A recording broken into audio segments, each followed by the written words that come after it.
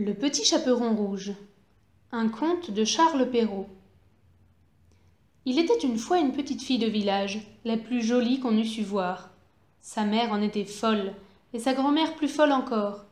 Cette bonne femme lui fit faire un petit chaperon rouge, qui lui seyait si bien que partout on l'appelait le petit chaperon rouge.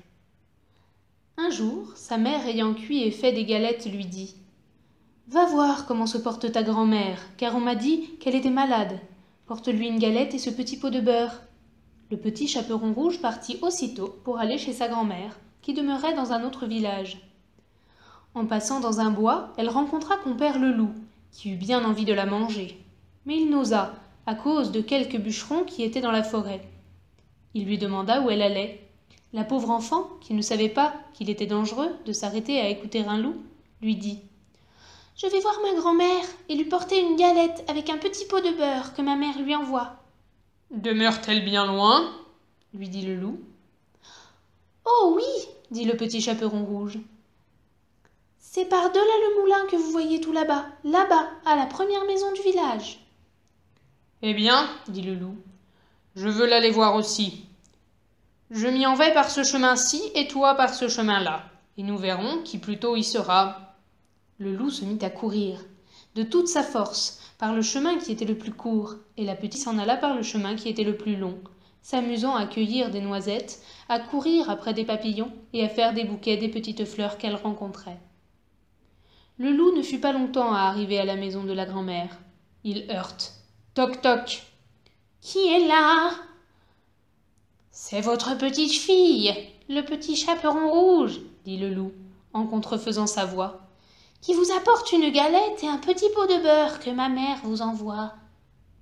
La bonne grand-mère, qui était dans son lit, à cause qu'elle se trouvait un peu mal, lui cria « Tire la chevillette et la bobinette cherra !» Le loup tira la chevillette et la porte s'ouvrit. Il se jeta sur la bonne grand-mère et la dévora en moins de rien, car il y avait plus de 3 jours qu'il n'avait mangé.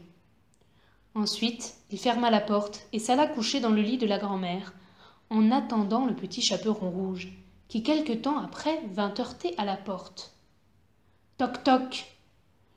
Qui est là?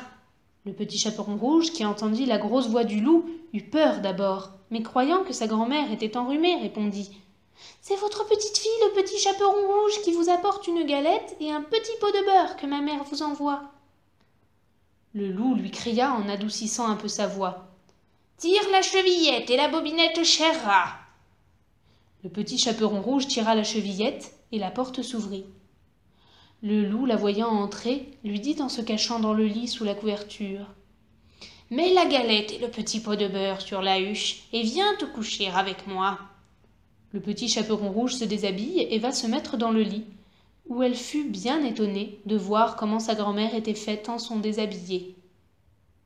Elle lui dit « Ma mère grand, que vous avez de grands bras !»« C'est pour mieux t'embrasser, ma fille. »« Ma mère grand, que vous avez de grandes jambes. »« Ma mère grand, que vous avez de grandes oreilles. »« C'est pour mieux écouter, mon enfant. »« Ma mère grand, que vous avez de grands yeux. »« C'est pour mieux te voir, mon enfant. »« Ma mère grand, que vous avez de grandes dents. »« C'est pour te manger. » Et en disant ces mots, le méchant loup se jeta sur le petit chaperon rouge et la mangea.